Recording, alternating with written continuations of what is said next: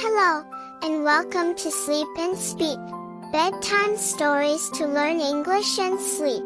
Get cozy, close your eyes, and let's begin. Today's story is called The Turtle and the Moonlight Path.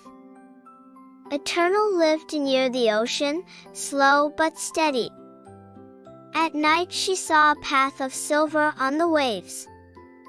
It was the moonlight shining across the water. She longed to follow it and see where it led. Other animals laughed, saying she was too slow. Still, she started, step by step, toward the sea. The journey was long, but she never gave up. At last she reached the glowing path of moonlight. The moon whispered, "Bravery is moving forward." The turtle smiled, proud of her steady heart.